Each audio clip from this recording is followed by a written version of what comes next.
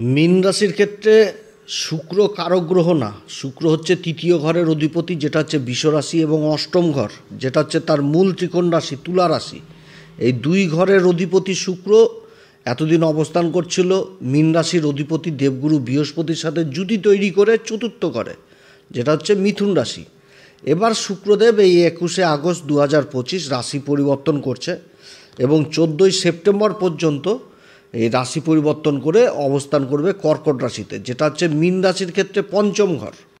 তো শুক্রদেবের এই যে রাশি পরিবর্তন হচ্ছে, এর কী প্রভাব পড়বে মীন রাশির উপর? মীন রাশি কোন দিক থেকে লাভবান হতে যাচ্ছে, কোন দিক থেকে বিশেষ সাবধান এবং কোন বিশেষ উপাচার করবে, এগুলো সমস্ত কিছু আজকের ভিডিওতে তুলে ধরবো। তো যাই হোক, অনুষ্ঠানটি শুরু করার আগে সমস্ত দর্শক বন্ধুদের নমস্কার জানাচ্ছি। তার সাথে বলবো, যারা বহুদিন ধরে দেখছেন এখনও পর্যন্ত সাবস্ক্রাইব করেননি, অবশ্যই করবেন।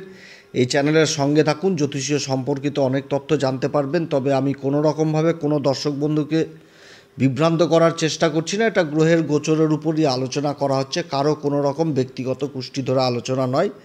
আর এটা চন্দ্র রাশির উপরেই বলা হচ্ছে। মীন রাশির বর্তমানে শনির 7.5 চলছে। তো মীন রাশির ক্ষেত্রে যে গ্রহের পরিবর্তনগুলো হয়ে গেল, সেই পরিবর্তনগুলো কিন্তু বেশিরভাগই ফেভারে। কিন্তু রাশির উপর শনি বক্রী অবস্থায় অবস্থান এবং মঙ্গল সপ্তম ঘরে অবস্থান, এই শনি মঙ্গলের যে একটা সমসপ্তম জুতি, এইটা কিন্তু কিছুটা হলেও মীন রাশিকে অসুবিধাতে ফেলেছে। তবে দেবগুরু বৃহস্পতির আশীর্বাদ রয়েছে। দেবগুরু বৃহস্পতি রাশির অধিপতি, কর্মের ঘরে তার মূল ত্রিকোণ রাশি ধনু রাশিকেই দেখছে সপ্তম দৃষ্টি দিয়ে, চতুর্থ ঘরে বসে, সুখের ঘরে বসে। তো যার জন্য বহু সমস্যা গুরুর আশীর্বাদে কিন্তু কেটে যাচ্ছে। কারণ গুরুর যে অবস্থান, এবং গুরু আগামী দিনে প্রায় 11 মাস এই চতুর্থ ঘরে অবস্থান করবে। এই অবস্থান কিন্তু যথেষ্ট ভালো অবস্থান এই মীন রাশির ক্ষেত্রে। যখন গুরুর আশীর্বাদ পাওয়া যায়, রাশির অধিপতি আশীর্বাদ পাচ্ছে এই সময় মীন রাশি, তাহলে আর কি। এখানটাতেই তো একটা মীন রাশি বলতে গেলে এই দেবগুরু বৃহস্পতির এই অবস্থানে প্রায় 75% নিজের প্রবলেম সলভ করতে পারবে, আর 25% অন্যান্য গ্রহ। অর্থাৎ শনির যে একটা 7.5 যে একটা প্রভাব দেবগুরু বৃহস্পতির আশীর্বাদে যথেষ্ট কেটে যাবে। কারণ শনির সাথে দেবগুরু বৃহস্পতি কেন্দ্রে সম্পর্ক হচ্ছে। এবার অন্যান্য গ্রহদের অবস্থান, মঙ্গলের সাথে শনির সমসপ্তম যোগ, এই নিয়ে একটা আলোচনা করেছিলাম এর আগে। তারপর আবার সূর্য কেতুর জুতি এই ষষ্ঠ ঘরে। এবার শুক্রের রাশি পরিবর্তন।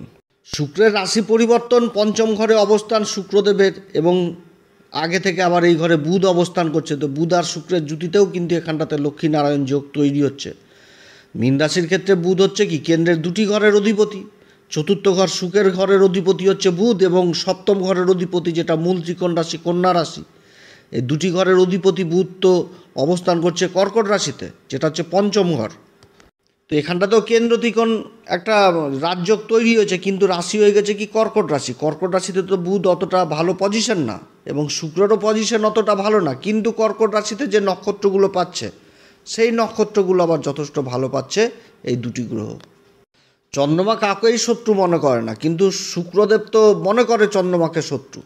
কিন্তু এই যে এই চন্দ্রমার ঘরে যে 3টি নক্ষত্র, পুনর্বসু নক্ষত্র, পুষ্যা নক্ষত্র, তারপরে অশ্লেষা নক্ষত্র, এই নক্ষত্রগুলোতে যথেষ্ট ভালো ফল শুক্র কিন্তু দিবে এই মীন রাশিকে।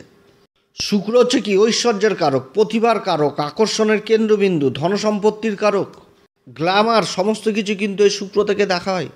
তো যাই হোক, শুক্রদেবের এই অবস্থান দুটি শুভ গ্রহ, শুক্রও যেরকম শুভ গ্রহ সেরকম বুধও তো শুভ গ্রহ, পঞ্চম ঘরে অবস্থান করছে। তো পঞ্চম ঘরে দুটি শুভ গ্রহের অবস্থান হয়ে যাওয়া মানে ভাগ্যের চমক। ভাগ্যের যে নবম ঘর, সেই নবম ঘরকে চমকাবেই হচ্ছে এই পঞ্চম ঘর।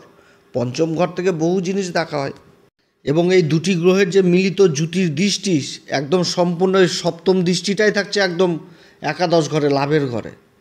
তো লাভের রাস্তাতে একাধিক তৈরি হবে এই সময়কালে এই মীন রাশির ক্ষেত্রে। কিন্তু রাশির উপর তো শনি অবস্থান করছে। শনি তো বক্রী অবস্থায় নিজের নক্ষত্র অবস্থান করছে।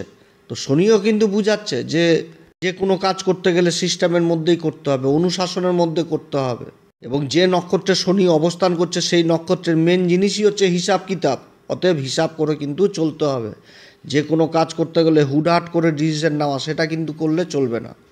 তো 21 তারিখ থেকে 23 তারিখ পর্যন্ত অবস্থান করবে হচ্ছে পুনর্বসু নক্ষত্রে। তো পুনর্বসু নক্ষত্র দেবগুরু বৃহস্পতির নক্ষত্রে। এর আগে দেবগুরু বৃহস্পতির নক্ষত্রে চতুর্থ ঘরে ছিল।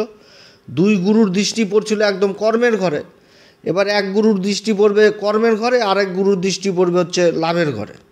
এবং এই সময়কালে বুধ আবার চলে আসবে নিজের নক্ষত্র অশ্লেষা নক্ষত্রে। পুষ্যা নক্ষত্রে মার্গী অবস্থায় ছিল, 21 তারিখে বুধ আবার নিজের নক্ষত্র অশ্লেষাতে চলে আসবে।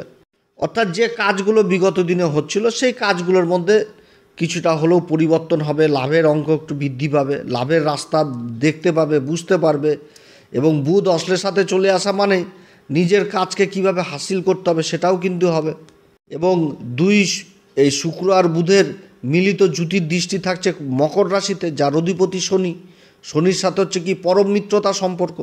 তো এই সময়কালেও যথেষ্ট লাভ বৃদ্ধি হবে, কর্মক্ষেত্রে লাভ যথেষ্ট পাবে এই মীন রাশি। এবং এরপরে 23 তারিখে আবার এই শুক্রদেব চলে আসবে হচ্ছে পুষ্যা নক্ষত্রে। তখন পুষ্যা নক্ষত্রে থাকবে শুক্রদেব, আর বুধ থাকবে হচ্ছে অশ্লেষা নক্ষত্রে। পুষ্যা নক্ষত্র হচ্ছে কি শনিদেবের নক্ষত্র, এবং এর অধিপতি দেবতা হচ্ছে আবার দেবগুরু বৃহস্পতি। পুষ্যা নক্ষত্র আমাদের জ্যোতিষশাস্ত্রে পুষ্যা নক্ষত্রের যে চিহ্ন, যে সিম্বল, সেটা দেওয়া হয়েছে কি গরুর দুধের বাট। তো দুধ হচ্ছে এমন একটি আহার, সেটা যেমন শিশুদের লাগে সেরকম বয়স্ক লোকেদের লাগে, আমাদের পূজা অর্চনাতে লাগে, যে কোনো পূজাতে আমাদের কিন্তু কাঁচা দুধ লাগে, যে দুধ দিয়ে দেবতাদের অভিষেক করা হয়। তো দুধ আমাদের খুবই প্রয়োজনীয় একটা দ্রব্য। তো এই নক্ষত্রে অবস্থান করবে এবার শুক্রদেব। এবার শুক্র হচ্ছে কি, শুক্র হচ্ছে শুভ গ্রহ, তাহলে শুভ নক্ষত্রে অবস্থান করতে যাচ্ছে। তো এই অবস্থানটাও কিন্তু যথেষ্ট ভালো অবস্থান এই মীন রাশির ক্ষেত্রে। পুষ্যা নক্ষত্রের অধিপতি শনি রাশির উপর অবস্থান করছে, বক্রী অবস্থায় থাকছে। হ্যাঁ, কিছুটা কর্মক্ষেত্রে কিছুটা স্লোনেস আসলেও কাজ কিন্তু সম্ভব হবে এই সময়কালে।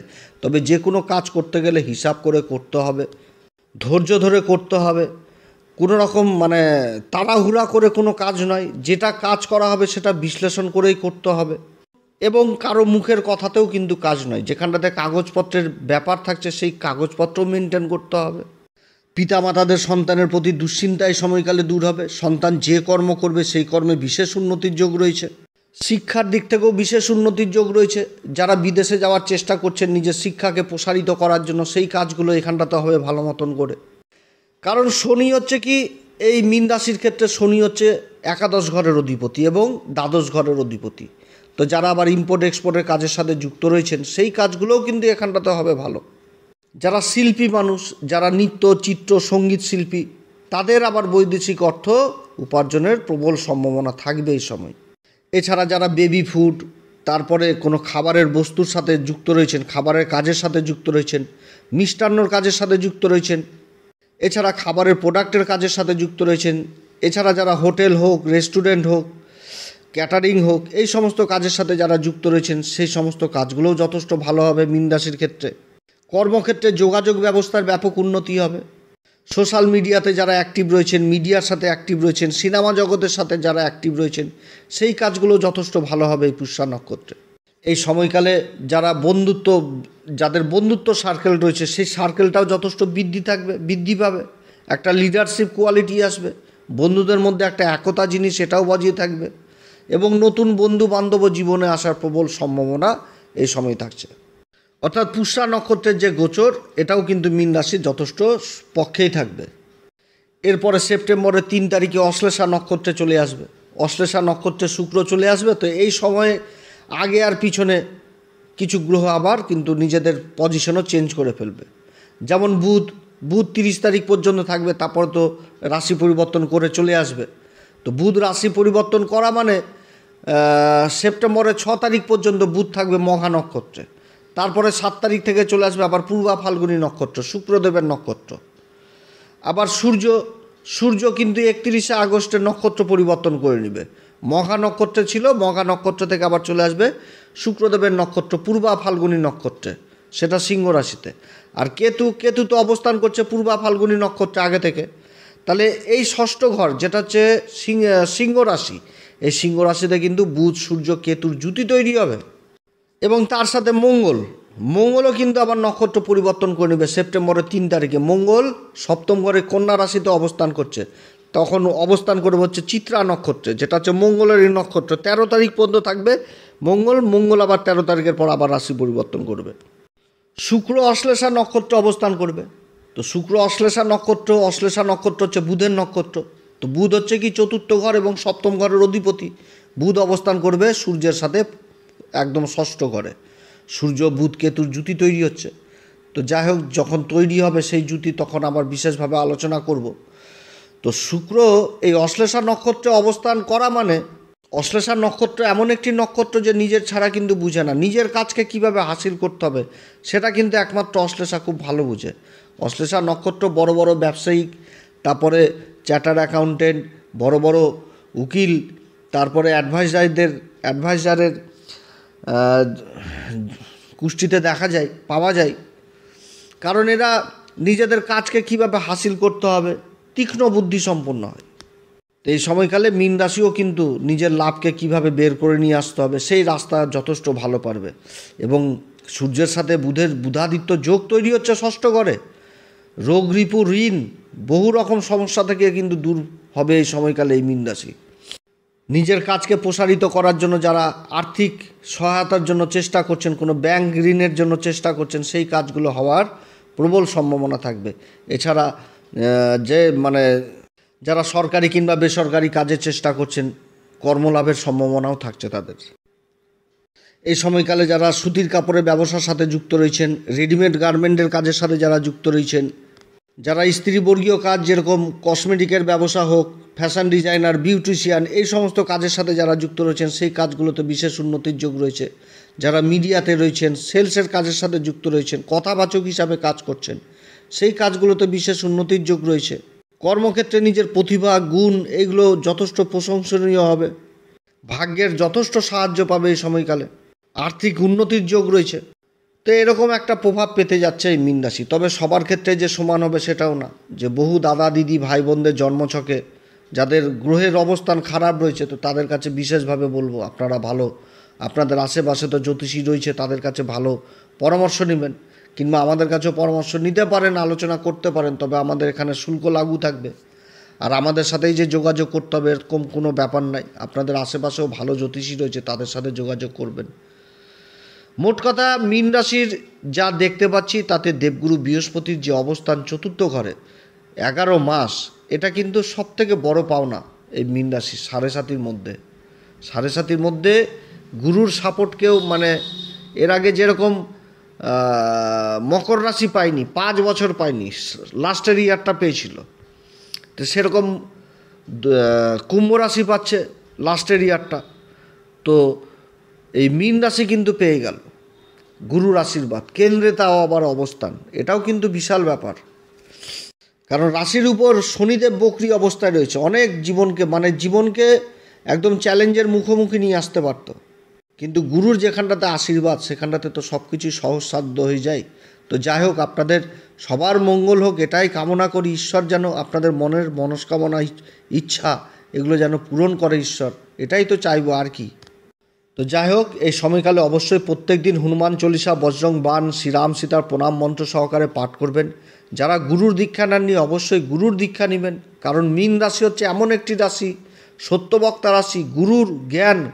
গুরুর জ্ঞানের আলোই কিন্তু অন্ধকার দূর হয়। তো গুরুই হচ্ছে রাশির অধিপতি, অতএব গুরুর দীক্ষার প্রয়োজন রয়েছে। গুরুর দীক্ষা অবশ্যই নেবেন। এবং তার সাথে বলবো ষষ্ঠপতি সূর্যদেবকে অবশ্যই অর্ঘ্য দিবেন।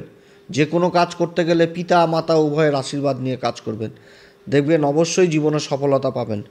তো আপনারা সবাই ভালো থাকেন। এরপরে আবার আসবে একটি নতুন পর্ব নিয়ে।